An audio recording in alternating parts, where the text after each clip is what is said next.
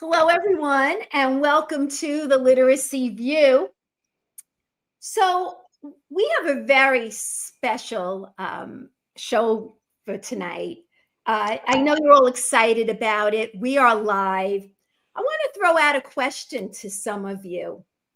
How many of you have spent thousands of dollars on a dyslexia evaluation outside of school?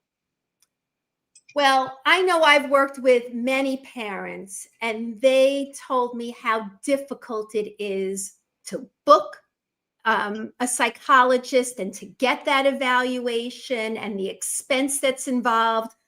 Well, let's talk about school now. When kids are in school, we would hope that it would be a way to evaluate kids right in school. And we're here to tell you that it can happen. So let's talk to our wonderful guests. We have people from the New York State Association of School Psychologists who were part of writing a document about evaluating for dyslexia in schools. And we're going to really look at that carefully. And we have them to answer questions. So the chat is open as we get started. We'll try to address some of your questions. But let me introduce them quickly. We have Dr. Andrew Shanak. And Andrew, did I say your name wrong? It's like panic, like Shanik, like panic. Shanik, I do this all the time. I'm so sorry. Please. Shanik, like panic. And he was in charge of the school psychologists. Weren't you the president of the school psychologists, the head of the board? So it's very funny. So you have myself as a past president of NIASP, then you have Kelly Cassie as a past president of NIASP, and then you have Michael Paff, who's the president-elect of NIASP. Oh, wow. There you go. Whoa. So we have top people in the field, and we are super excited. Some people asked me, is this going to be all about New York? And we have a national crowd and an international crowd. So even though we have a New York state of mind going on tonight, we definitely are going to be talking about this for a wide group of people who are very interested in this topic. They're all excited to hear from you. And we are going to put the bio in the show notes. And here is Judy entering the stage. And we will put all the pertinent information into our new newsletter. So I hope you're all subscribing to the newsletter. This document will be in the newsletter. And Great. Other information is there. So please subscribe. It doesn't cost anything. And we'll get started. I see Judy now.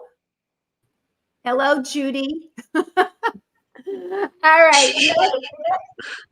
Let's get started. So we're going to take a deep dive into this document.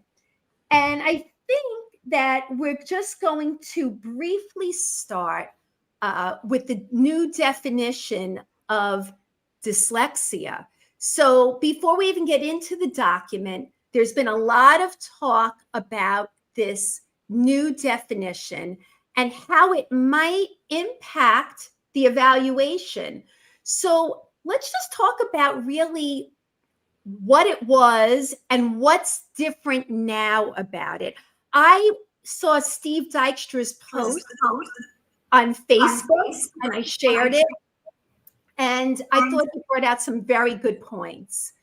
Let's start off with Andrew. If you could just tell us, and he's like, oh boy, it's starting with me. Let's start off with Andrew. Andrew, so Steve Dykstra talked about how right now the definition really encompasses that even though you might have a predisposition for dyslexia, I think that was the gist. Yeah. That kids are born with high risk, but it's not your destiny to actually have dyslexia if we catch these types of things early on and we address them early on, that it's not like you're born with it, even though it's neurobiological, but it means that you are at very high risk for having Right. reading and spelling problems and other issues that go along with dyslexia. So if you could maybe fine tune what I'm saying and No, tell. I think you summarized it correctly of what Steve was talking about, and the definition I think came out like maybe 2 days ago or something like that. So it's just I think even on the IDA website, the last I looked, it was still the 2002 definition or an older definition. So it may not necessarily all be out there, but it does show like a little bit more broader understanding that's not just all about phonological awareness, and that it's kind of broadening out a little bit, although that's a major category of it. And I think it still holds on to the issue that the reading comprehension part is still that secondary result of dyslexia. And I bring that up, and I think Steve also brings that up in so many ways that, when people start thinking about reading, they always think about reading comprehension. So when any parent or teacher says he has difficulty reading, I know they're thinking reading comprehension. I don't know if they're really necessarily, and for no malice or anything, they're just not sure of what the underlying issues are, and which also impacts school psychologists about the type of evaluation we want to do. But also in terms of the background history that we try to get, sometimes we try to find out the family history. And if we find out that the family may have dyslexia, well, then those children may be at high risk. But that doesn't mean that they are destined for that. We still have to do the correct interventions in order for that kid to be successful as possible within the school built school walls. So one thing I noticed, because I have a lot of parents who comment when we put things up, Judy knows, and one of the comments that I noticed was that someone was really upset about this change because it brings in the environment that kids are in. And this parent took it as though, well, is that blaming the parent? Because Right. when you talk about environment, does that mean you're blaming the parent? Could Right. one of you clarify what environment means when we're talking about dyslexia, so that parents do not feel guilty that they caused this, or that they were really ignoring it? Maybe someone could clarify what that means when we talk about environment.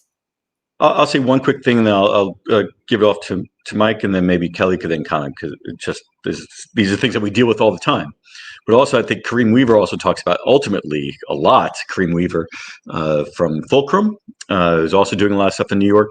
But ultimately, people, you go to a lot of different places and they want to blame poverty or culture on kids not being able to read, quote unquote, environment.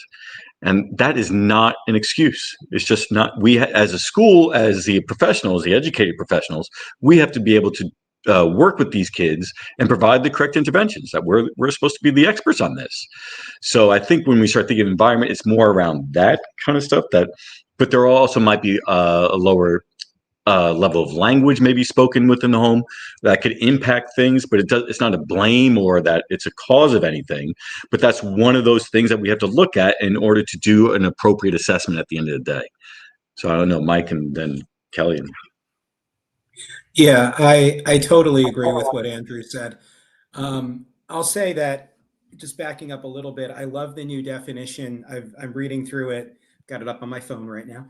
And thank you for sharing it, Andrew. One thing I appreciated is it encompasses the whole idea of this being a spectrum. And I think it's a more usable definition, particularly for folks like me who mainly work with adolescents. And I could say more about this in a minute, but like I feel most of my cases of dyslexia, I feel like I don't find a pronounced phonological problem, but I find problems in other areas. But developmentally, that kind of makes sense to me. So I think that this definition is more workable. With the environment question, I mean, I can't imagine blaming a parent for their kid not learning to read easily. And I say it that way on purpose. Like I picked my words carefully there. They don't learn to read easily. Doesn't mean they're not going to learn to read. And it really points to when should they start learning, right? Early childhood experiences, of course, are important. Nobody would say, don't read to your kid or don't do anything before they hit kindergarten, right? But public schools are supposed to be a place where if it doesn't matter what your experiences are, we're going to come in and you have the right to appropriate, scientifically based, quality instruction. That's where the responsibility is, right? And so once that starts to come online, we can really track who's picking up on this and who isn't, right? So in my mind, I don't make environment completely synonymous with curriculum because it's not. But in the ways that really matter, it kind of is, right? Within the realm of what we can control, working in public schools, that's the part of the environment we really need to focus on. So that's how I address that. So Kelly, jumping off of what Andrew and Michael just said, let's kind of bring this document in at this point. So the definition has been expanded. Some people think it looks like War and Peace, right? They said it's so long. Some people don't like it, truthfully. I happen to agree with Michael. I do like it. I think that it Faith, tell me a little bit more about what you like. Let's get really specific. Okay. I'm glad you said that. So when I was looking at that, I was thinking to myself that I believe so much that instruction can change the course of everything. 100%. I think that the definition really shows, instead of just accepting this as, oh, this is what I have, I think that it really shows that with the right factors, that instruction can mitigate and maybe even eliminate the reading issues. Now, there are other factors that impact it, like Andrew pointed out that reading comprehension is a secondary consequence, right? So there are other factors. And from what I know, speaking to Ashley Roberts, remember Ashley, a parent? Ashley has a son who went through different types of interventions, now is a teenager, and now has like executive functioning types of issues that he's faced with, right? And she's on top of it and trying to help with that. But like you said, Michael, older kids have different issues. It kind of morphs into other things where the phonology part might not be as prominent because either it was remedied or just as they get older, that's not one of the standout features. So we have to kind of look at this as kids move along on a continuum, like Michael mentioned before, about a continuum. So I do want to get to Kelly. So Kelly, the Literacy View, never had you on and we haven't spoken before, so welcome. So I want to know what's on my mind right now is, how did you come to this document? Because a lot of people out there are saying, they're calling BS on school psychologists, that they cannot evaluate for dyslexia. From what I was hearing, some parents were saying, I wouldn't trust school psychologists to do this. I'm being very honest right now. So we want to change their minds about this. That's the point of the show. So could you tell us how you came to this document, how all of you got together, because it is an excellent, excellent, excellent document. I hope other states look at it. I hope it's spread all over the place. I hope other countries look at it. I think it's such a good document. So if you jump in and share some of that. Yeah, it's interesting. So we really came to develop this document based on similar concerns that you have just brought up, that there is a thought thought process, in school districts with parents, that school psychologists cannot evaluate and diagnose per se dyslexia within a school setting. And that is unfortunately a very broad myth that impacts our practice in the school setting, and impacts our ability to help kids eventually in terms of receiving support, or if we back up to looking at our involvement in screening, we have vast training in terms of understanding reading instruction, being able to evaluate for reading issues in addition to other issues. And unfortunately, there's a lot of misinformation in the education community that indicates that school psychologists are not equipped to do these kinds of evaluations, which was really false. And so, or BS. Wait a minute. I just have to add, one of our viewers, Right. finally, Lindsay, thank you. My BS button finally has batteries. So, Andrew, do you need me to push it? Or not yet? You gotta push it now. You're part of it. Here I go. Warning, bullshit alert. Thank you. I finally got to say a word. Hi, everybody. I'm Judy Boxner. My tech wasn't working, but here I go. But continue, Kelly. Thank you.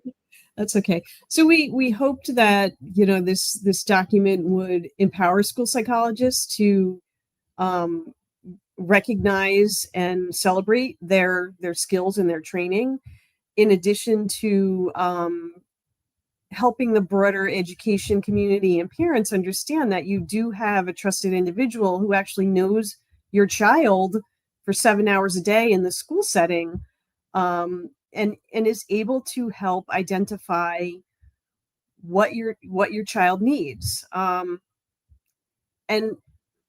Faith, what you were saying before in terms of like blaming the parent, the way I've never felt that blaming anyone is helpful or useful in any way.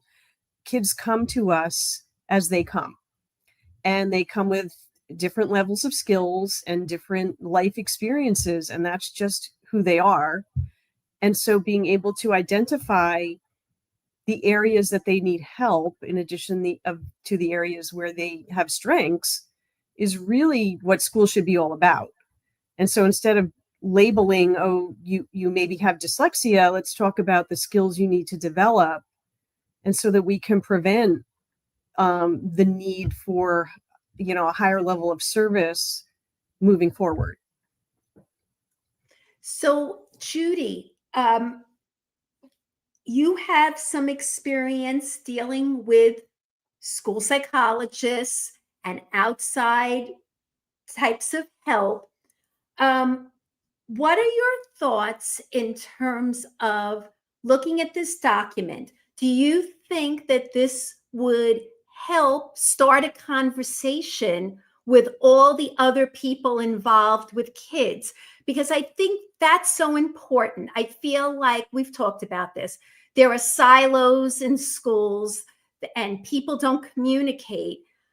Do you think a document like this, where it kind of lays out, what's the role of each person and what types of tests are being used and what you should expect, do you think this would help in terms of communication in a school? What are some of your thoughts about it? So I definitely think that we've all been talking, especially in New York City public schools, about dyslexia now since 2013. The word's been going back and forth, back and forth, back and forth. And I think that schools have got better at understanding if a child is at risk. And I think that many teachers have got better at knowing if a child is at risk for dyslexia. I think the system has also gotten better at actually using the word dyslexia, because when I was in my former role, which I'm not embarrassed to say, because those were my roots, and I've moved on into the structured literacy world for many, many years now, since 2017, we were afraid as a system, for many of us, to even use the word dyslexia. In my prior training, I was told, shh, it doesn't exist. Oh, no, no, no, no. It's just because they haven't received the proper attention. So I think as a system, we've really moved far along in the process. Now, in terms of all parties working together in a school to help kids, I think that there's definitely still a disconnect. Like, for example, I attended the Big Sky Literacy Summit, which was hosted by Nell and Terry in Big Sky, Montana. Nell was an SLP. She was hosting a conference on language and DLD and dyslexia. And it was like, wow, so refreshing to see different members of literacy collaborating with each other. Now, in terms of school psychologists in a lot of our schools, they do have so much knowledge, but I don't think we all, even myself, know exactly what the school psychologists know. And the truth of the matter is, in a lot of schools, like in Connecticut, where I live, school psychologists actually counsel kids. In New York City, and in other schools in Connecticut, they actually counsel kids and actually also test kids. In New York City, a lot of the psychologists, from what I see, do a lot of the evaluation of kids. The teachers don't even know what they're evaluating for. We don't even fully all know what a school psychologist is fully trained in. Can they test for dyslexia? Can they not? Wait, let me finish, Faith. I'm not done. You had a little bit. Now it's my turn. So, you know, we don't even know. Do they test for dyslexia? And the other thing is, you know, it's coming up in so many conversations. Can we actually diagnose dyslexia at the school level? Can you not? Is it just going to be a speech and language impairment diagnosis? There's still a lot of confusion. If I'm going to be honest, there's still a lot of confusion. A lot of teachers want to know more. We want to support our kids more, but there's a lot of problems. And also later on, to those of you that are writing in the chat is open. We will be reading your questions, so keep them coming. Just quick.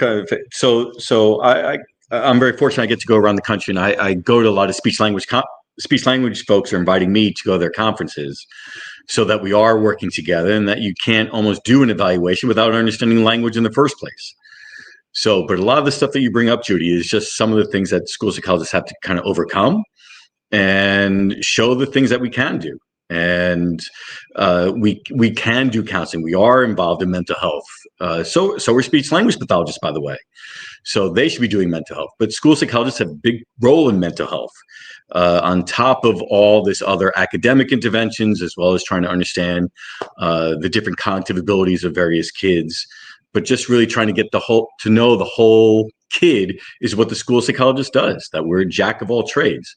And I know that, and Kelly and Mike could probably talk a little bit more about just the fact that we're in the schools and it's an exempt setting and what that means for us, but also some of the things that seem to impede us in places like New York City and maybe some other larger schools. So I'll stop there and let them talk about that. Well, in this document,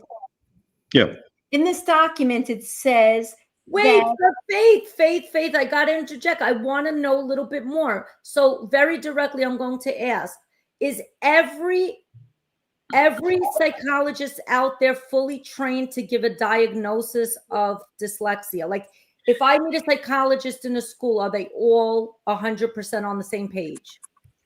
You're asking two separate questions. So, and Kelly, I'm going to defer to Kelly because she knows the law. She's our legislative chair. She knows it like the back of her hand. But one thing I just want to highlight, legally allowed to is different from trained to, right? And I can talk more about that in a minute. You're getting cheered. Hold on. Say that again. Legally allowed to is different from are you trained to? Bingo. Right? That speaks to competence. Cheer. So,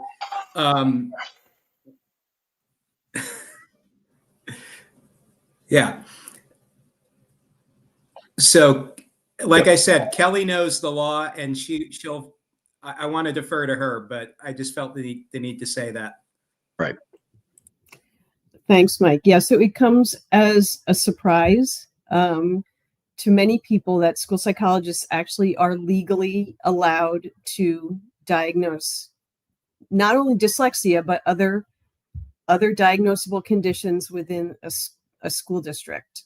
We are required to work in exempt settings, but the law, Education Law Article 153, Section 7605, indicates that school psychologists can do the same thing within an exempt setting that licensed psychologists can do in the community. So thereby, within New York State, that's New York State law, we are allowed to assess for and diagnose conditions within the school setting for educational purposes. Having said that, though, going back to what Mike said, everyone has to have a level of competency that enables them to do their work appropriately. And so that is our one caveat in the paper, is that if someone does not feel competent in terms of being able to do diagnostic activities within the school setting, that they're encouraged to pursue additional training. The other caveat is, in the event a school district has a board policy that restricts our practice of diagnosis in the school setting, then obviously you wouldn't be conducting that type of activity within your school district. So if I could. Wait, I gotta just stop for a second. There's a lot here because, Michael, what you said before about the difference between being legally able to and then actually able to are two different things. So it's the same thing with a reading specialist. How many reading specialists are called specialists, but they don't know how to deal with dyslexia? So those are two different worlds right now. And this is the problem in education. We have people that are legally able to do something and maybe supposed to do something. How many of them are going to say, I'm not competent? They're going to do the job. Maybe you, right? No. And it's true. Maybe you. I'm confident at saying I'm incompetent to various things. So it's very good. I could tell you, I've dealt with a lot of committees, and most people are not going to admit that they don't know how to do something and they're not able to interpret the results. I could assure you, I've sat in on many CSE meetings, and this is why parents think there's a conflict. So getting to the chat, who was it? It was Madeline. There's a lot of who said, what about a conflict? Being in a school and there's a conflict of interest where the school tone is, we don't talk about dyslexia, or we call it something else. And that's funny that you say that, Faith, because Emily Smith said in her school, the school psychologists won't say the word dyslexia. Yeah, I mean, I don't know what to say to that about that particular situation.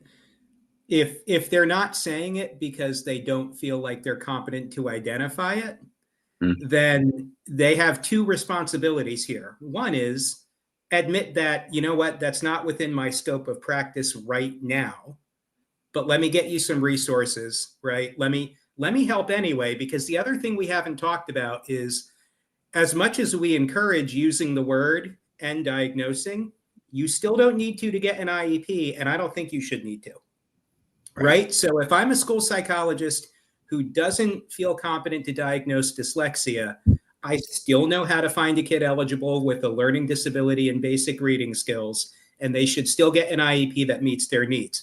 I know that's not a satisfactory answer 100%, right? But that is bare minimum, that's the legal requirement. So we can't say people aren't doing their job if they're meeting the legal requirement, right? I don't want to come across as we're saying that every school psychologist has to diagnose, right? Because legally they don't. But the other responsibility there is recognize that of all the special ed classifications, specific learning disability is the most common. And what's the most common manifestation of a specific learning disability? It's a specific learning disability in basic reading skills. So if you're not competent to really identify the most common thing you're going to be evaluating for, there are ways out there to increase your level of competence, right? To grow your knowledge base. That's why I happily raised my hand when you said what school psychologist would admit it, because I've spent my career trying to expand my own scope of practice in areas of competence. This is all very interesting. What professionals do.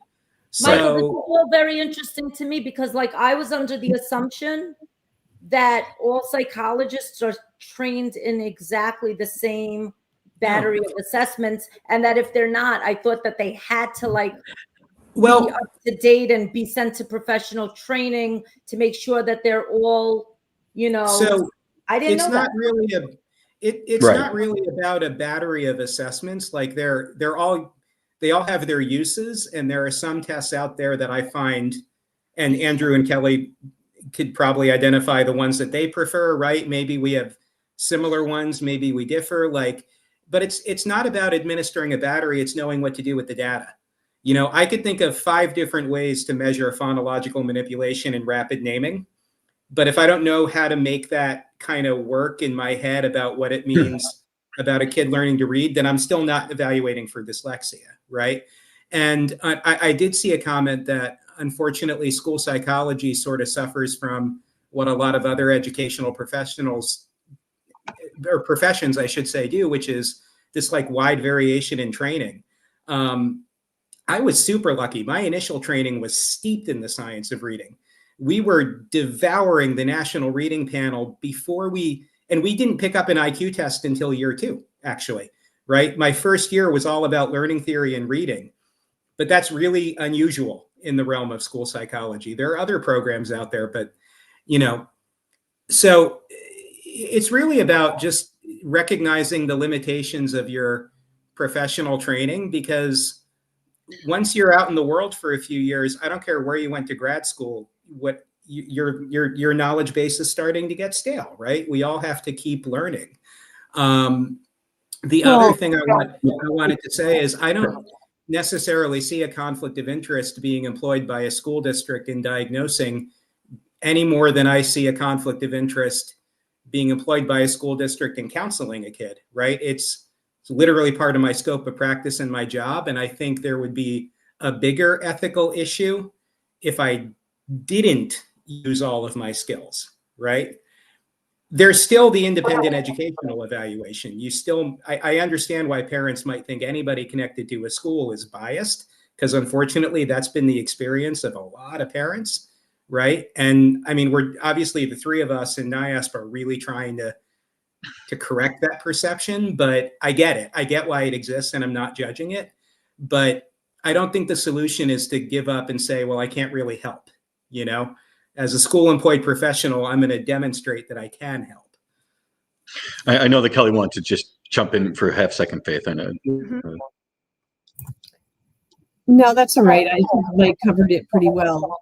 I guess one important piece though too is that we know the kids across the years, across the school day, and understand the whole child. And and this is no offense to anyone who's doing an IEE outside of school, but that experience occurs really in a vacuum for the student. And the student's progress and performance in school across the days and the years is really an important part of the evaluation that, we as, school district employees know these children and bring that information to our evaluations. And could you say the overall, just giving everyone grace, all educators, how well do they know reading? How well do they know writing? How well do they know math? That we're supposed to know all these things. But when you start to really pull the curtain back, people are unsure of themselves. That how many teachers, and again, no malice is meant, but if I ask them how many people are bad at math, a whole bunch of people say they're bad at math. I'm like, well, that's an important skill, especially when you're teaching the little ones.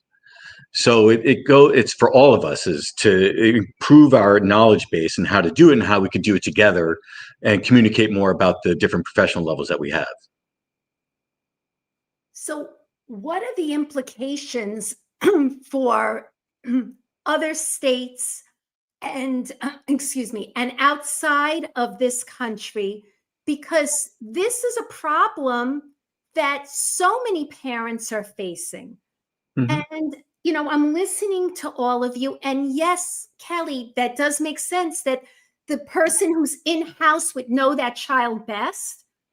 But then, you know what? If that were true in terms of it really happening, then all these people who go outside the school, they wouldn't have a lineup. There's like 6-month waiting list to get tested or more. I mean, I hear from parents all the time, they can't even get appointments. These people are so busy testing. So there has to be something going on that's wrong in the school. There's a disconnect. I'll say part of it is that when schools will say that we don't do that here, but we do it here. We are supposed to be doing that in the schools. So especially especially in some places like around New York City, I'll say that you'll see that the districts will say we're not going to do this go out and get an evaluation outside. That'll be quicker. That'll be something else. Why are they doing that, Andrew? Because we do, people do Right. hear that often. Right. And the other thing that I learned when I attended this literacy conference, I heard that you don't even have to be a school psychologist, that you could actually be a classroom teacher and screen as well, do a deeper. You start wading into different waters about who's screening and what does a screen mean and what type of, like say they're doing curriculum-based measurements. So maybe they're doing that as some type of screener that a teacher may want to do. But getting deeper and really understanding the whole process about reading or writing or literacy overall, that may be where the school psychologist is going in. But there are places like South Carolina or North Carolina. I get the Carolinas mixed up. I don't know. They both look alike, those Carolinas. But that they say that you can't say dyslexia. You have to say they have symptomology of dyslexia.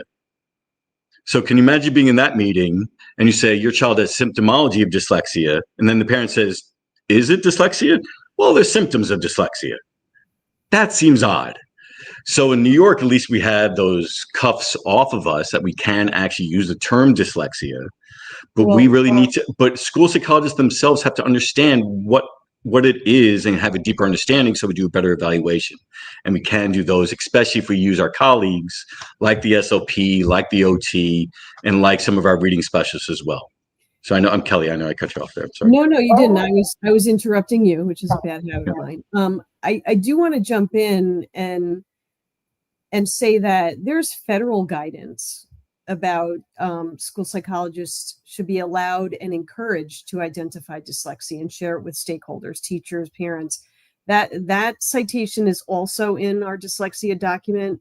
So, beyond New York State, there is very specific guidance from the federal level that we are in fact able to identify dyslexia in the schools.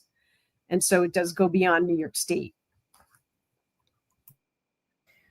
So, Faith, I just got to jump in for a second. I'm telling you, there's a lot of burning questions. I'm in the field. I hear a lot of different things. What I've been hearing, and I know a lot of people are going to challenge even what they see on this podcast today, is that people that are not psychologists can look for dyslexia. They could look for DLD. I know that there's the Diamond assessment that's out there. I know that there's other ones that are out there. I heard that you don't have to be a psychologist to start digging deeper. I really want to gain some clarity on that for sure, because I know I can screen. I know how to use Acadians, but like even in the schools, and I'm not a big fan of iReady, but there was at some point an iReady thing online that said that kids were maybe at risk for dyslexia or had dyslexia. So there's a lot going on. And I'm sure that there's a lot of teachers here going on. A lot of these teachers might be like, wow, I didn't know my school psychologist could diagnose dyslexia. B, there's still probably confusion on whether the school psychologist in their building does have that training or doesn't.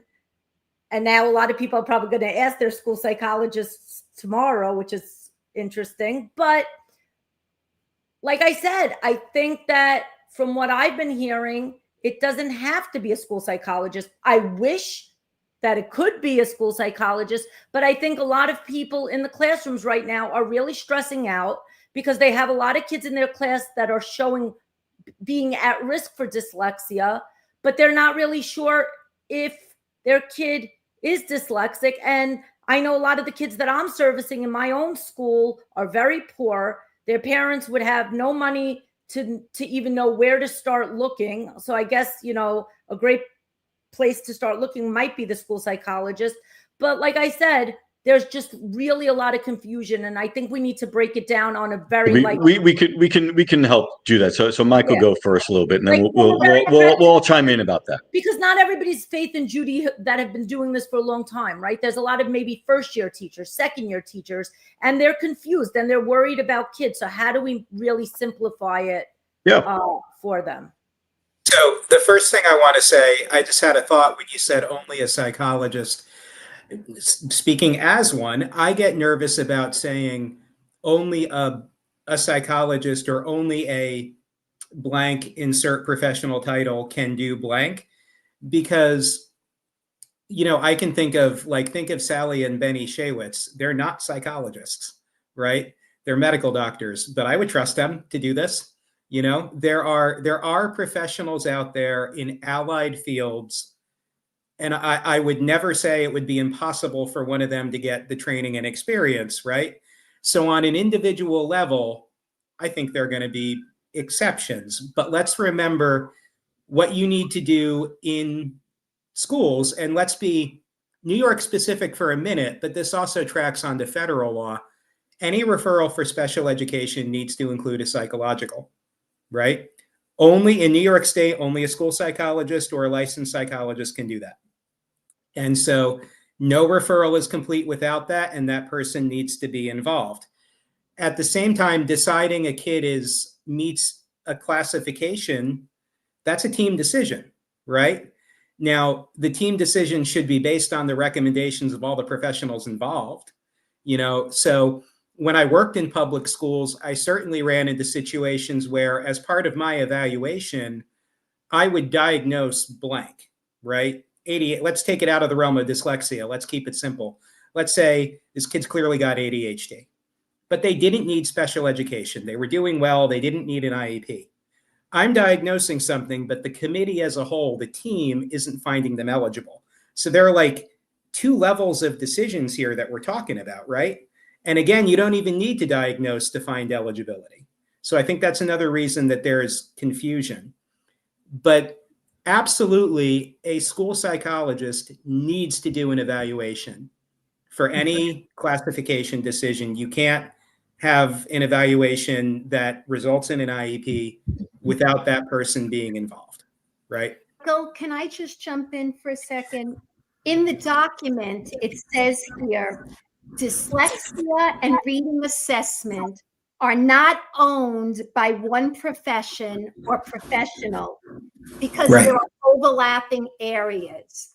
Right. So I think when I hear you speak, you're saying as far as the referral goes, but other professions could recognize this if they're able to use the same types of tests. For instance, in the document, it said that the CTOP 2 could be used by a speech and language pathologist.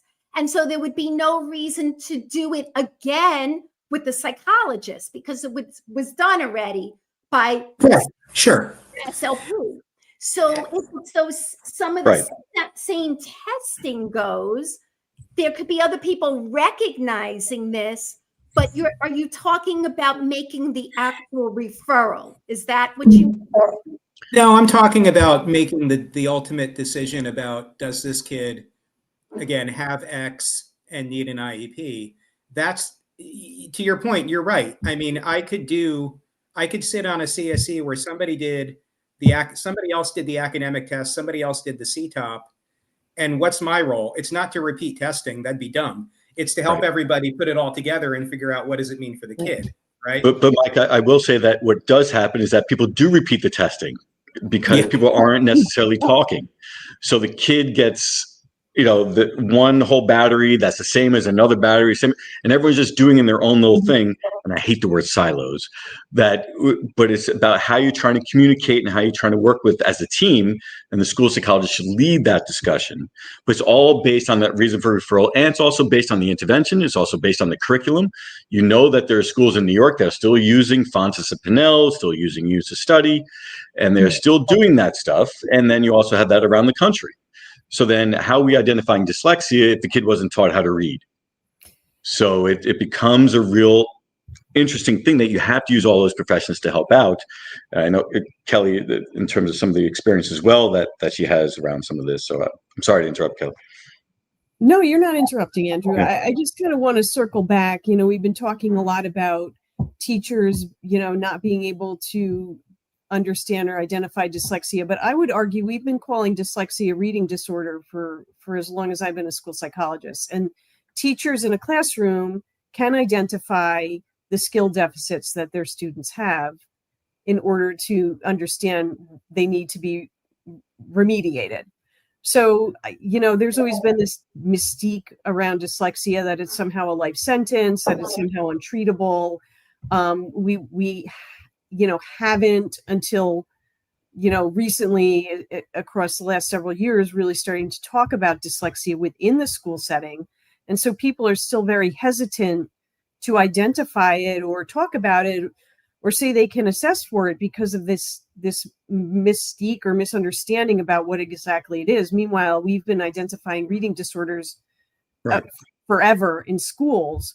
But I wanted to circle back to something Judy said, I think, in terms of people talking about teachers identifying dyslexia. We outlined subtests within the document, and I think that there is definitely overlap. So a lot of the subtests that a special ed teacher might do in a special ed evaluation in the academic testing are things that we're going to look at to see if those results are consistent with dyslexia. So maybe that's where those comments are coming in, that teachers who are using the standardized academic assessments are actually doing some of the testing for dyslexia, even though they're not saying that in their reports or identifying that in their practice. And just to say that what I talk about in various districts and kind of going around different places is how to do a good collaborative evaluation, so that if the SLP does certain subtests, I may add in certain things, but we write one report in one voice, rather than a whole bunch of people just putting in their stuff, and it becomes really it goes from like Dr. Seuss to Shakespeare to just like a red book, red fish, blue fish kind of thing. It doesn't read right because it's not one type of collaboration around things. And also in terms of the assessments, that people just look at the scores and not about how the kid got there in the first place. So how a kid may perform, if you say a standard score, a crappy standard score, like say a 75, well, what does that mean? What did the kid do to do that? And some people, especially I go to meetings and people are like, oh, what is this 75? That must be bad. This must be a disability. I'm like, slow down. We have to figure out what happened. What was that test about? What was going on? One kid performing within the average range doesn't mean another kid who performed in the average range did the same exact thing. So that's where some of the details really start to come to effect. And that's where part of the training as a school psychologist comes into effect. And lots of programs do start to deal with what is reading, what is writing, what is math. So we do a good job of identifying these specific learning disabilities. So Mike, I know you. Oh, I was just going to echo, regardless of how much your school psychologist knows about reading, their training program absolutely taught them to observe behaviors during testing and to really think through beyond just the standard score, right? So that is something that any school psychologist can contribute to the evaluation, even if they don't think that they know much about dyslexia.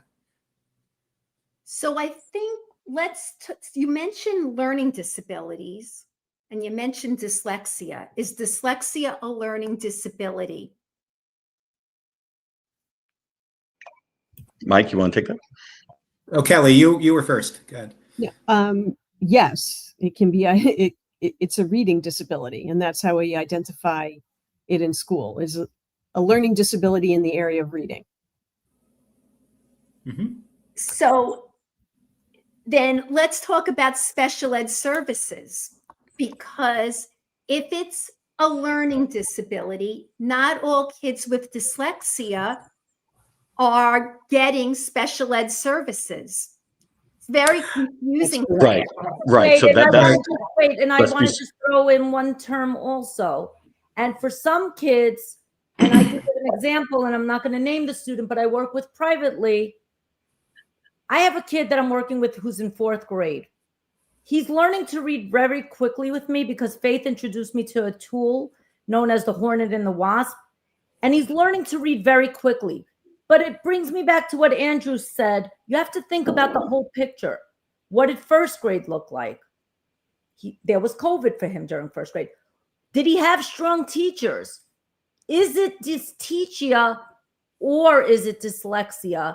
And that's why also a lot of teachers and people like me are very frustrated, because I think right away, a lot of people jump the gun that may not know the answers, and they'll be like, he's dyslexic, she's dyslexic. They forget about that. It could be a whole bunch of different things like DLD, developmental language disorder. It could be dyslexia and developmental language disorder, or it could just be dyslexia, or it could be dyslexia and being predisposed to being at risk for dyslexia. So I think that sometimes people, even like myself, get a little bit frustrated.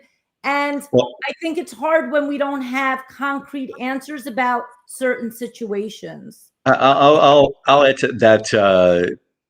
Kids with dyslexia, kids with a mixed reading disorder, like you talked about, language and difficulty with reading, or someone with developmental language disorder, that those three, all districts I go to, I'll show the different constellation, for lack of a better term, of what those things may look like. And then I'll ask everybody, do they all get different? Should they all get different interventions? They all say yes. I say, do they all get different interventions? They all say no. So nobody knows. People are unsure what to do within the schools to address some of the needs to deal with all those different areas that you're talking about. And so it is looking at the back. It is, and especially dealing with COVID right now, that 5th grade teachers all have kids who didn't learn for 2 years. So all the kids are reading at a 3rd grade level, and suddenly they're magically all dyslexic.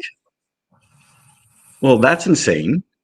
It's what were the interventions that we did and how we're trying to think about it, and what type of dose of good interventions we need to do at tier 1.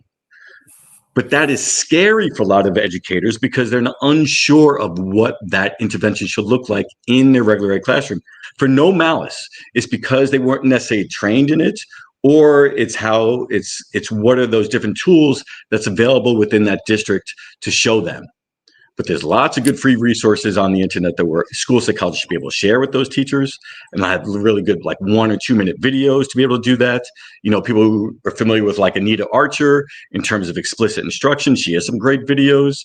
If you go to the Reading Universe, the Reading Universe is a great website. It has a whole taxonomy. You click a button and it gives you all free lesson plans, all free, about what to do. But that's where the school psychologists come in and say, here's the different lesson plan. This is maybe you want to try to do, be able to work all that out. So I'm sorry. Go ahead, Mike. No, I was going to say, that's why our document includes what does reading instruction, what should it look like at tiers 1, 2, and 3? Because we really can't address the needs of the kids with dyslexia unless we can't truly do it, unless they get good core instruction, and that meets the needs of everybody.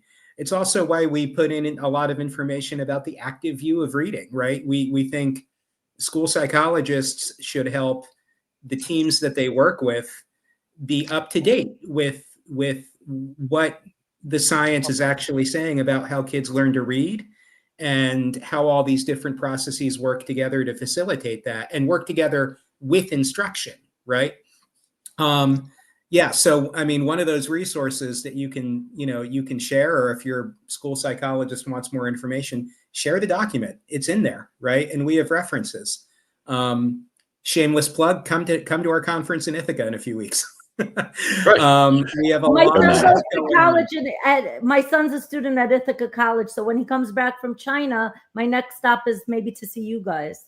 Okay, Awesome. this is good. Come on We have up. cookies, Yeah, we have early food, November. we'll bring you in. It's okay.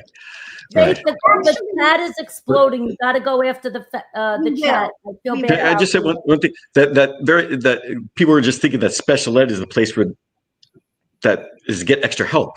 That's not what it's for. That what are the interventions we're doing prior to help these kids along? And so what happens in a lot of places, we're doing sympathetic learning disabilities rather than specific learning disabilities because we say special ed is extra help. That's not the case. Andrew, I'm going to challenge you. I want you to go a little deeper. You just said, Okay, but I know you have other things in the comments, so I'll come back. What you just said. Wait, that was Yep. very interesting. The part about the sympathetic. Can you repeat that and explain that a little bit? Yeah, that we know those kids are struggling. Nobody knows necessarily what to do with those kids. So we say that we'll send them to special ed because they will cure them, because they somehow have magic healing powers. But they also, the special ed who work their tails off, the kids in special ed work their tails off. But that special ed teacher needs to understand how to work with some of the certain kids in reading, writing, or math. Now think of multilingual kids. I had one kid who was just learning English for 2 years. They said, we can't teach him in regular ed, so we'll make him special ed. But the special ed teacher didn't know how to work with multilingual kids. So that's a problem. They were just identifying in order for that kid to be quote unquote protected. So they may get extra time on things or get less homework or whatever it might be to address some of the more about accommodations and modifications rather than the specific interventions. Nobody means any malice by it. In fact, they're trying to help out that kid. But we see a lot of times these kids aren't necessarily helped, as we see a lot of kids in special ed. If you look at their reading proficiency, it doesn't necessarily go up. That's a problem that we have to address and acknowledge. So you mentioned before, Michael, about the active view of reading. And most people know the rope, but they don't know the active view of reading, and which is more detailed and it has a lot more to it. And one of the things I found interesting in the active view of reading was this breakdown, including the bridging processes. And, and I thought there was a really strong effect by bringing that in. Could somebody talk about what that is? Because most of the time we address dyslexia with just word reading issues, make sure that they have the decoding skills and the spelling skills. But now you mentioned self-regulation in this document. You mentioned language comprehension in the document.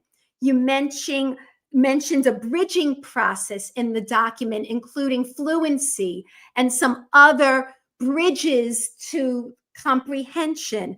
And it looked like there was a 0.70 effect size, which is very powerful, more than some of the other areas. Could somebody please explain that to parents and teachers out there? Because I think people feel like once they get a decoding program, that's it. Life is good and they're going to be just fine. But this active view of reading really says a lot more about what needs to be done, or what at least the possibilities are for kids who might have mastered some things, but they still have other things that need to be addressed. Right. And that also gets to my point about working with adolescents, because like I said, I've noticed, and probably 95% of the people I work with are adolescents and college age adults, right? And almost without exception, when I do when I do an evaluation for dyslexia, I can predict that their standard score on every measure of phonological awareness or manipulation that I could possibly throw at them is going to be like an 89. you know?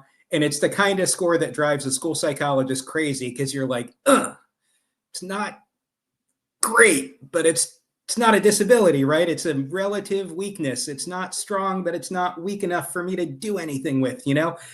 But that's just if you're looking at the number. And if you look beyond the number and what got the person there, right? What I'm usually seeing in like a 16 or a 17-year-old with that score for phonological awareness is that if I had tested them 10 years ago, that weakness would have been much more pronounced. But usually because they've gotten some good instruction and they're working their butts off and they're trying hard, right? They have managed to kind of sort of close the gap. Now, it doesn't mean they're not dyslexic just because they're at like the 23rd percentile, right? If I dig deeper and look at rapid naming or look at reading fluency or look at those comprehension problems that the new definition mentions, right? And that the active view of reading, some of these things that they call bridging processes, that's where I usually pick up on much more pronounced weaknesses.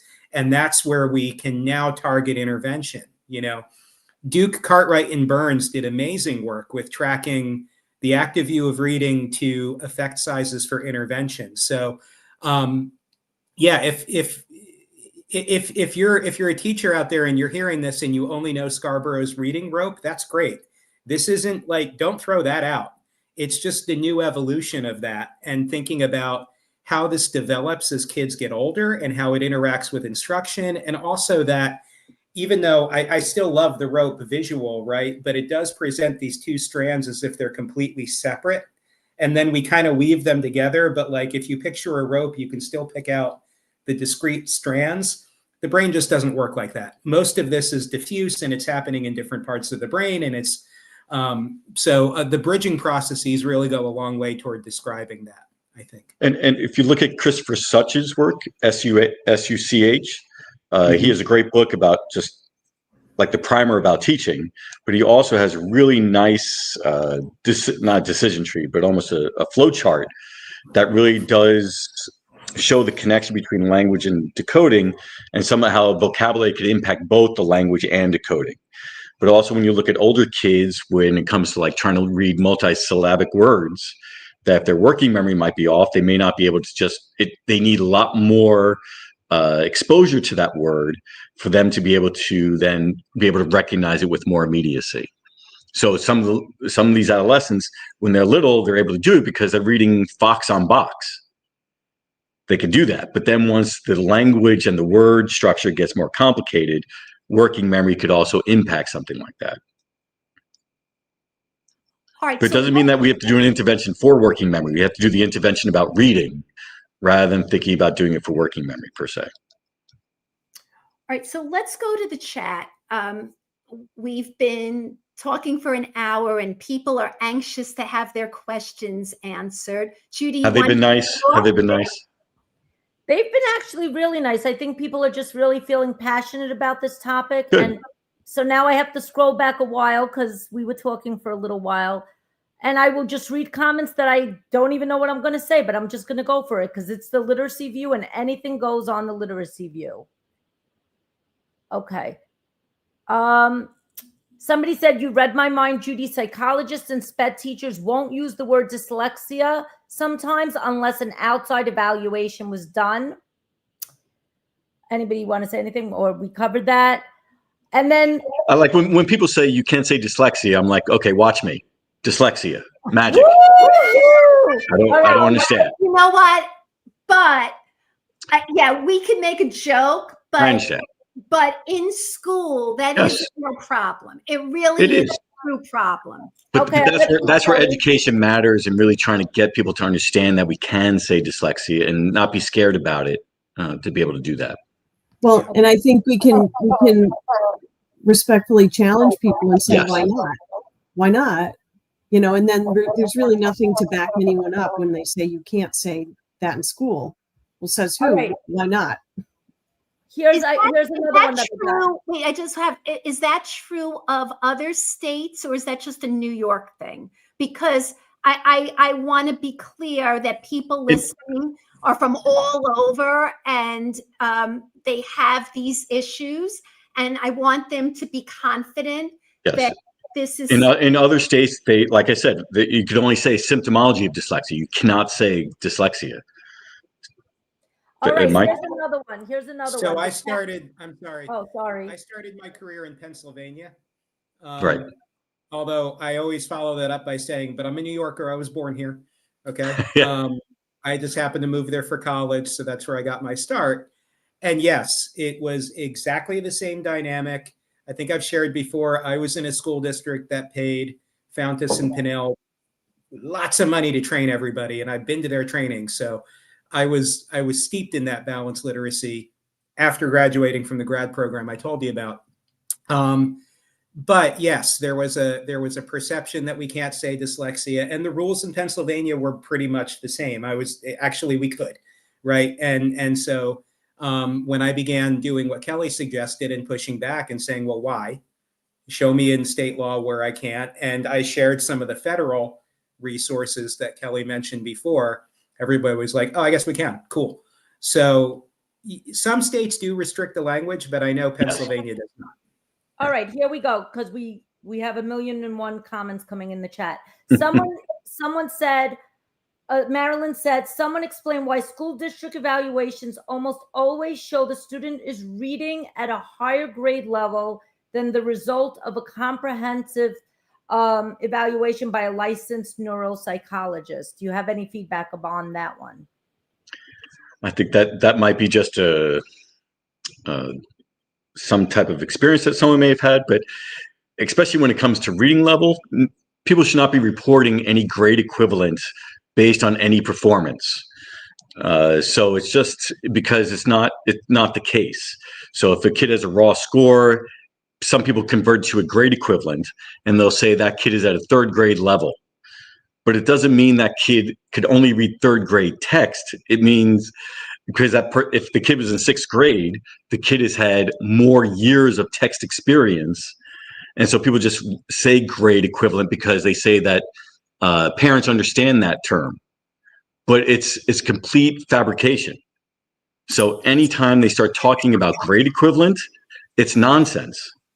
Right. You know what, that annoys me so much. Honestly, listening to that parents can't understand. Right. I mean, really, it's annoying that people said that if you explain things and you explain, like, don't you know, people get into standard score, a percentile rank, but just talk about what the kid could do.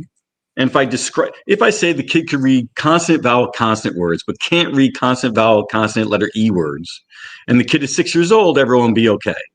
But now what happens if the kid is 16 years old? Do you care that whatever that grade equivalent? That's terrible. We need to address that skill. And if we talk about the performance, it makes much more sense. And I want the parents to be able to advocate for their kid after I worked with that kid. I need to ask you something, and it's not in the chat. Why are so many of our kids slipping through the crack?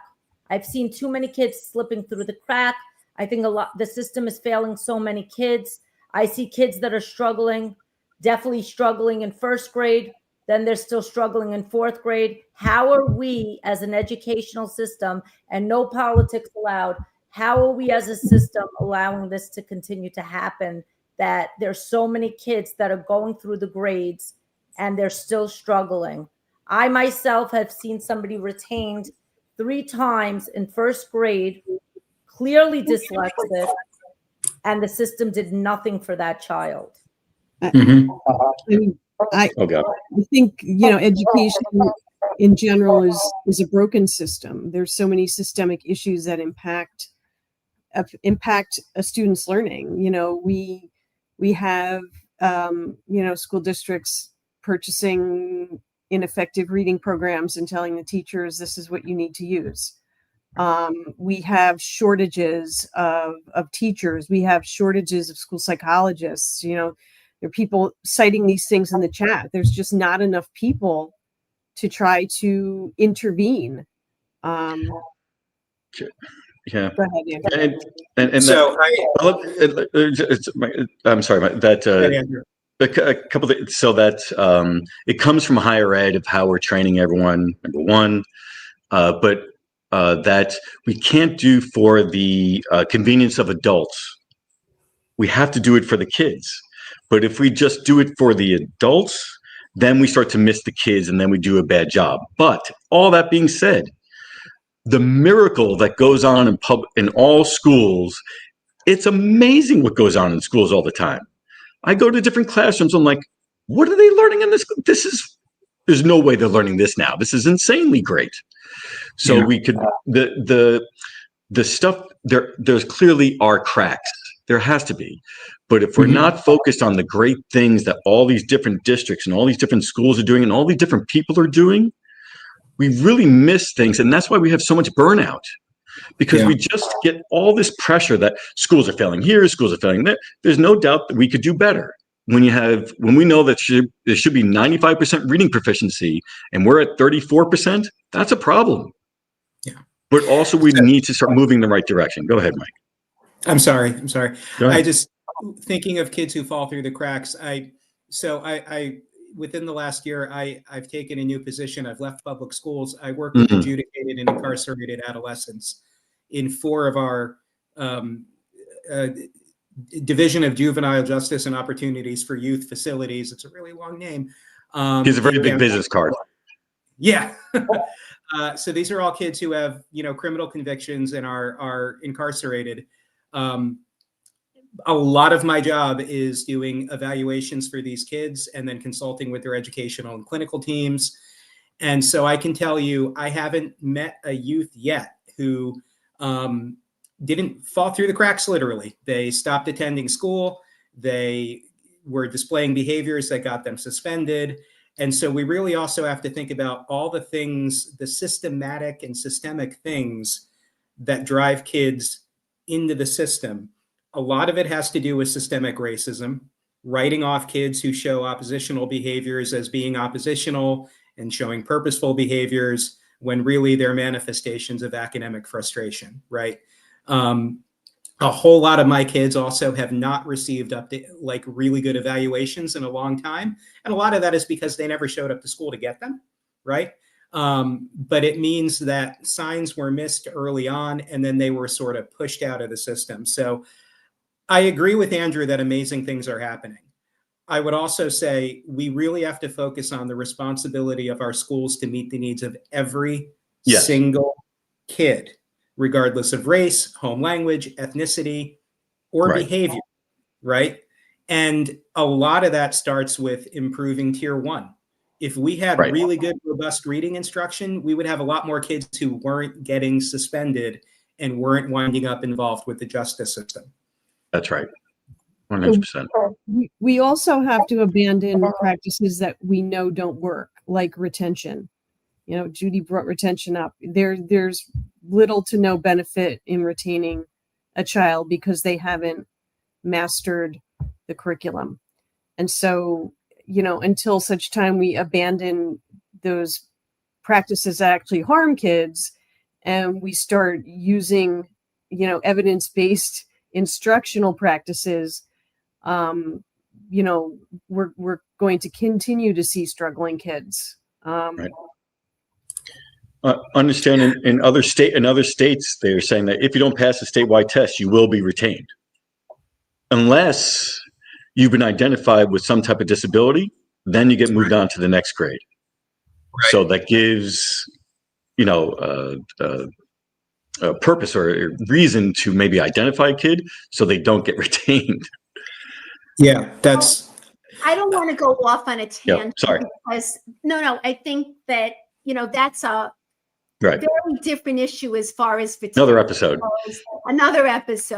But if we stick to just this document and the benefits of having it laid out for people in terms of what are their roles and responsibilities and how do we help these kids, is it possible to avoid? I think that's what parents want to know.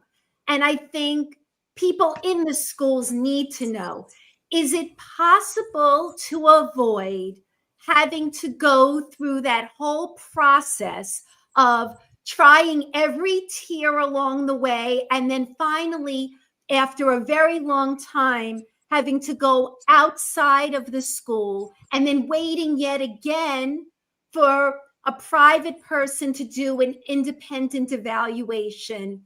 Are we saying that this, if we do it right, using,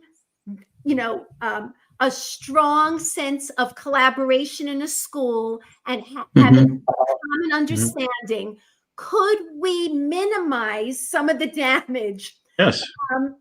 Yes. I think people need Right. to know that Yes. that is possible.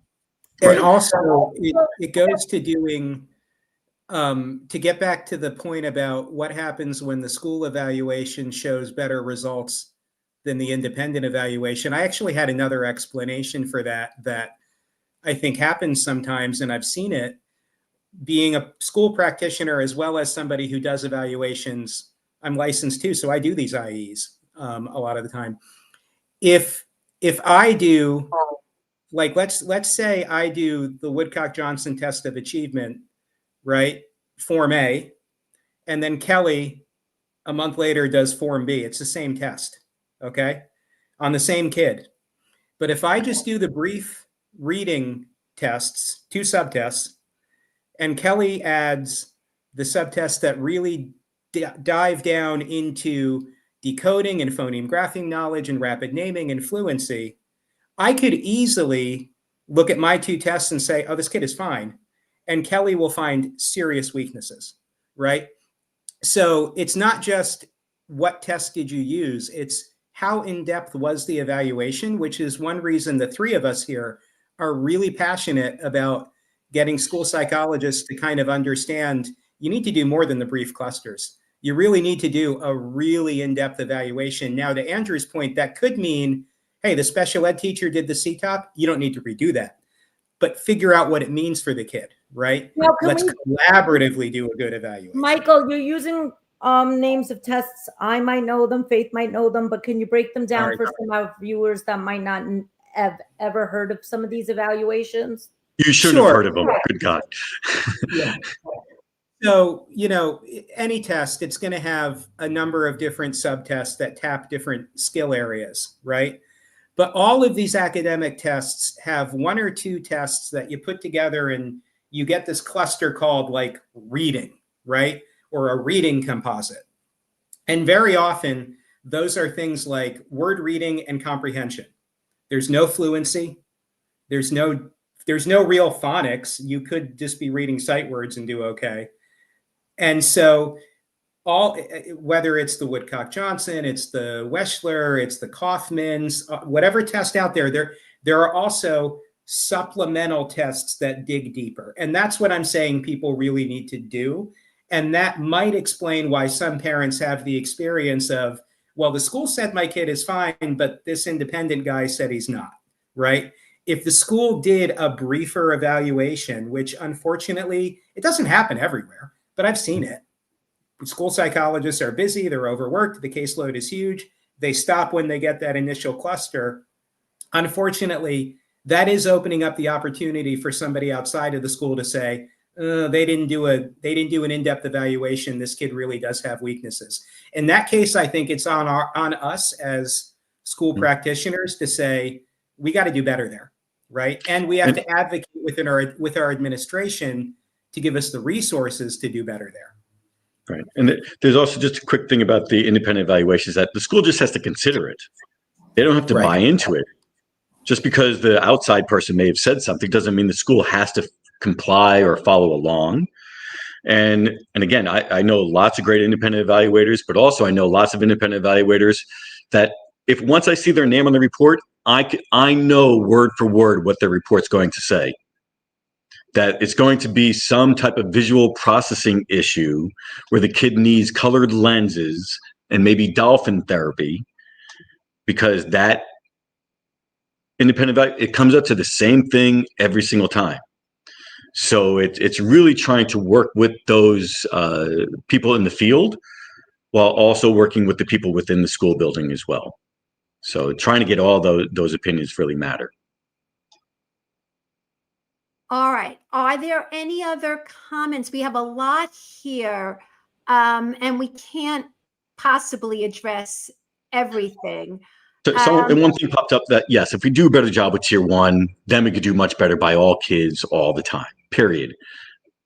End of discussion. But that's not happening. Most school districts, if it's supposed to be only like 15% that are tier 2, tier 3. I go to different districts around the country. All of them are telling me 40 to 50%, 50% are at tier 2, tier 3, which means that tier 1 is not working and tier 2 and tier 3 are overwhelmed. And you cannot possibly do the I do, you do, we do thing with 17 kids and 1 teacher. That ain't happening. It looks good on paper. They're getting tier 3, but tier 3 is absolutely positively not happening. And right, sometimes it's not happening. And sometimes there's not enough manpower in the building, and that's used as an excuse. And it's just not an excuse. But how do we recommend to buildings that are struggling with maybe teacher shortages, or, you know, tier 1 instruction is decent, but what if there's not enough time in the literacy block for these things? So that's where I need to see where the kids are at. That I want to know how we're. I worked in Philadelphia School District. At the time, all urban districts were a standard deviation below the norm. Philadelphia was a standard deviation below urban districts. Good God. The top 85% kids there in general are my tier 1. The bottom 15% are my tier 2, tier 3. As the administrator, I need to move that whole Philadelphia district up so they're not so far below, but dealing with the resources I have as a district, there's no way I could deal with all those kids. But the bottom 15% in that district at that time are really low. That's where I need to focus my interventions, but also making sure that tier 1 is really super solid, building in language, building in word reading, building in good numeracy, building in good spelling, and making sure all those things are covered and social emotional learning as well. So there's also some systemic things that can be done, like not having our reading specialists do lunch duty.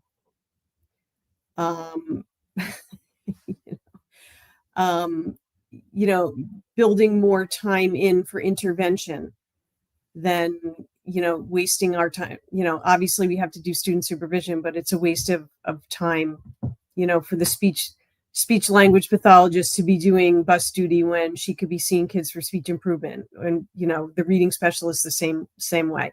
I was one of those people. Just what you said. You know, pulled the nonsense when could have been doing something more productive. Yeah, right. Let's wrap up. So I would like each one of you to give parents and teachers, anybody out there listening, 3 things that you would share about and 3 things you want to call BS on. Because when parents go into these CSE meetings, they are often unprepared unless they have an advocate with them, which again costs more money.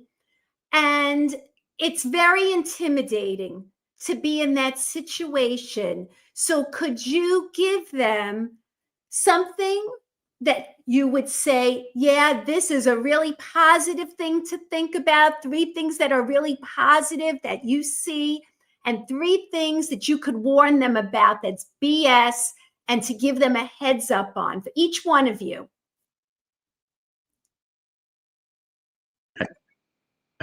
I get so when I go into IEP meetings, the first thing especially as an independent evaluator, I could definitely do this, but I'll go, does everybody here agree that Johnny's a good boy?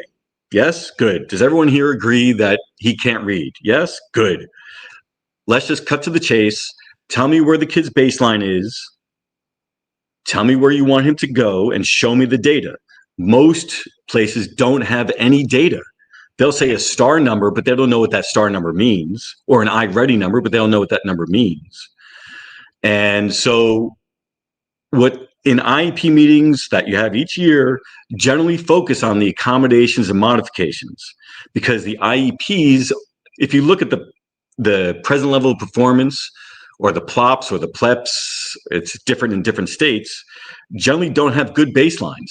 They say he's having a hard time reading. And then you look at the IEP, it says he's going to do 3 out of 4 times read certain words. Well, how many words can he read now?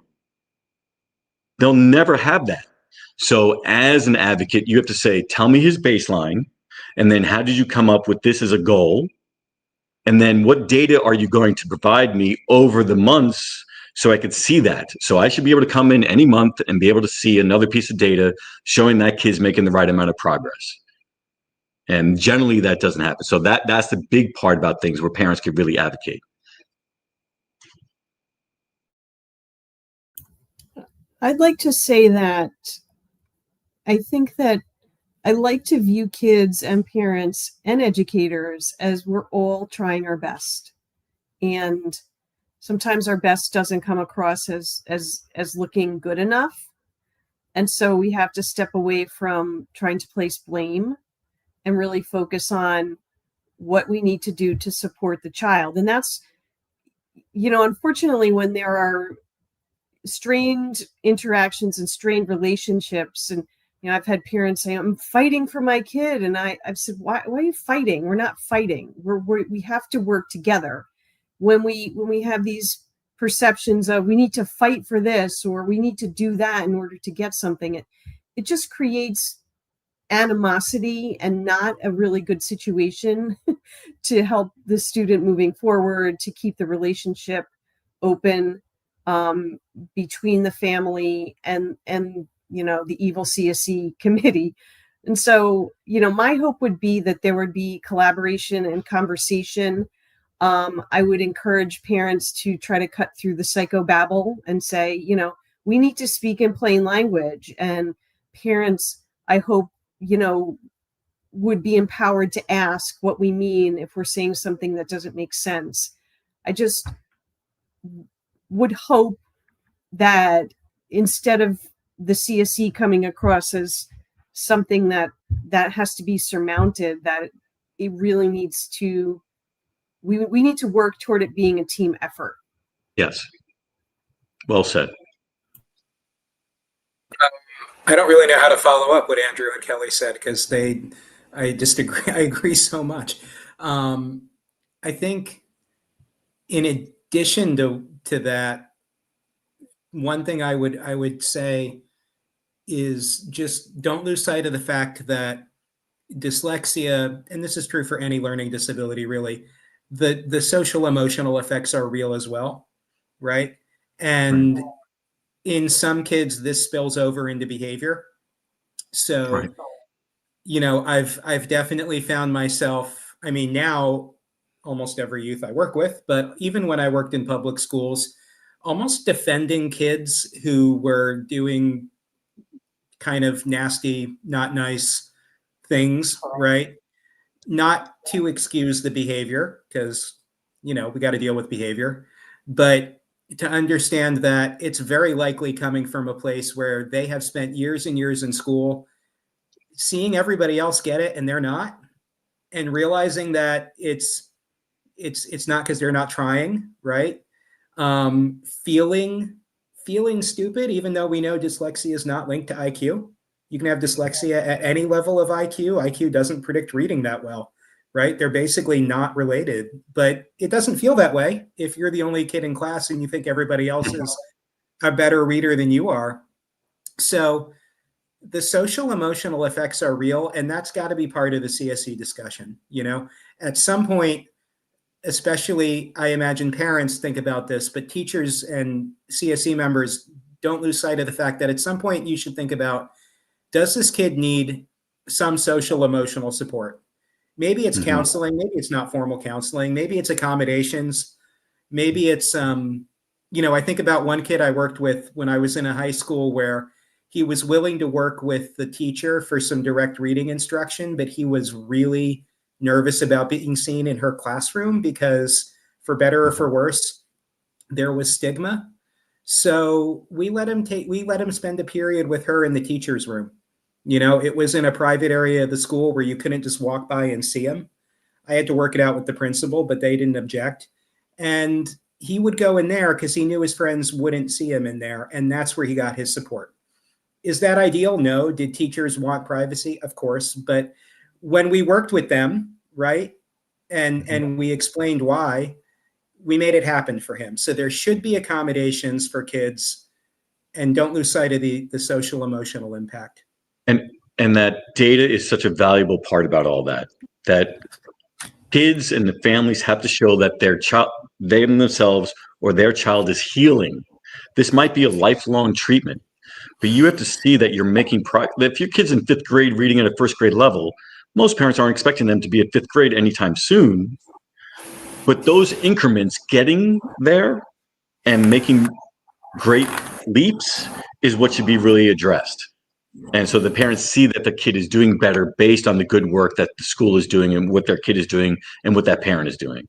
And so that they feel a little bit better about themselves and feel like they're making the right amount of progress and not so stupid in so many ways. Mm-hmm. Also, all of you, I know that we've been on here for a long time. What advice would you give to teachers, coaches in the field right now? 3 things that you maybe want them, or a couple of things you want them to walk away with. One thing I want to, just because I'm noticing in the comments, it seems to be hard to share our document. Just everybody go to niasp.org, okay? Go to the menu and choose publications and then practice documents. The link is there. It's the second one. I don't know why the link doesn't directly work. That's something I'm just noticing now. I wish I could copy paste it, but it comes up with an error. But if you go to niasp.org, menu, practice documents. It's actually, if you scroll down, it's right on the home page, Mike. Down, you have to scroll down. Oh, even better. Okay, thank you, Kelly. And sorry, everybody, we'll get that link fixed. Okay, I'm on it. But if you want it right now, that's what you can do.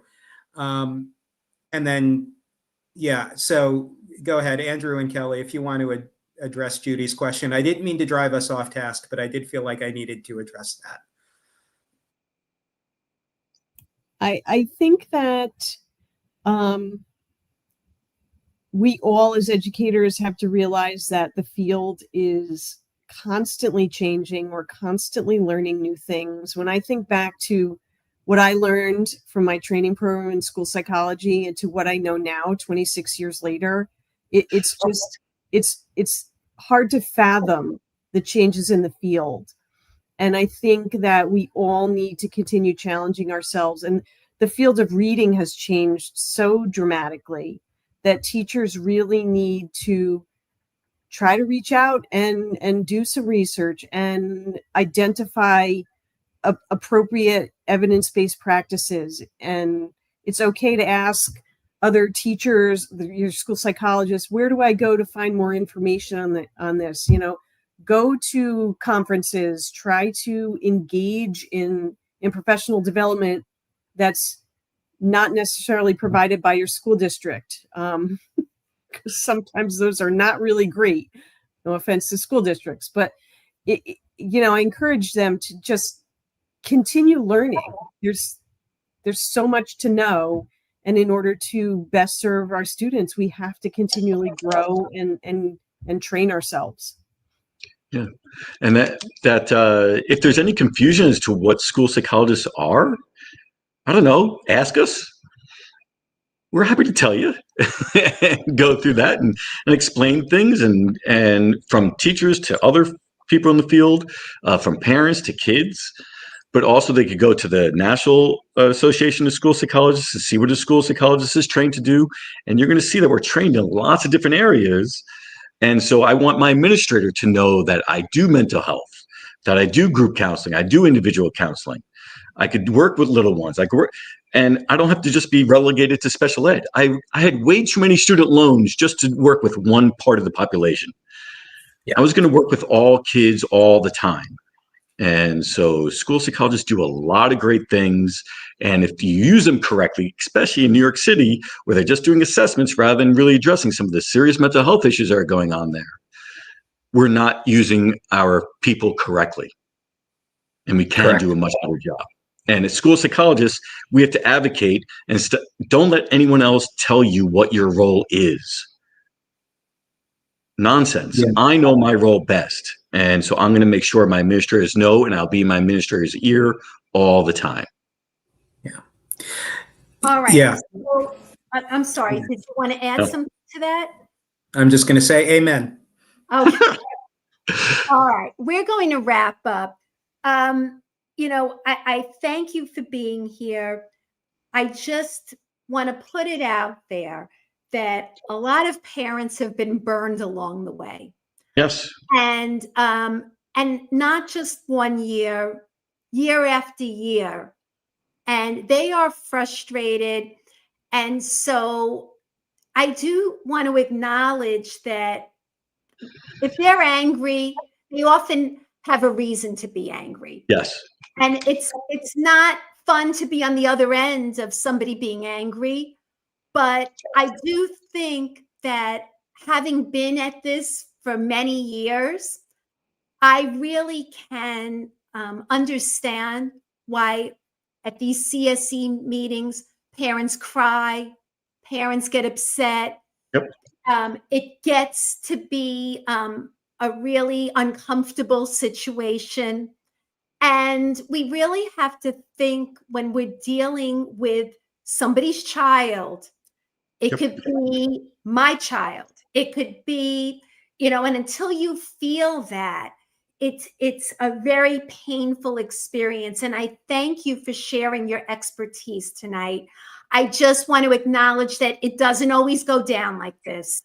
And we really have to try very hard to make it more so in the schools that we have professionals like you who are always learning and always willing to grow. It doesn't always happen that way. And that's not just psychologists, that's teachers, that's administrators, that's everyone working with kids, that we have to have that mindset of Right. always growing and evolving. So I do thank you. I think that if there are any other questions that we have not addressed, would you be okay if we pass it along to you at another time? Would that be okay? People are welcome Please to do. reach out to me directly if they want. They can find me on the internet. That's great, Andrew. And our chat is going to still be open and it's live on social media. People will keep adding comments on our YouTube channel. So hopefully, this conversation continues. And I also do agree with what Faith said. Sometimes, even as a practitioner and as a mom myself, sometimes we don't want to feel like we're fighting, but we feel like we're fighting because we feel like our kids' lives are that important and we want them to succeed more than anything else in the world. But You mean you're being a good parent? Yeah, exactly. And How dare thank you? guys for joining us today and showing us how much psychologists bring to the table. And, let's be School honest. psychologists. School psychologists, right. And, hopefully more and more people realize that we are not alone, that we are not working in silos, that we do have so many people that can support us. And the more we start having these conversations together, hopefully we can, change lives. Please subscribe to our newsletter. It's the No BS Bestie Press. We will also send again this document in our No BS Bestie Press. So follow us for that on www.theliteracyview.com.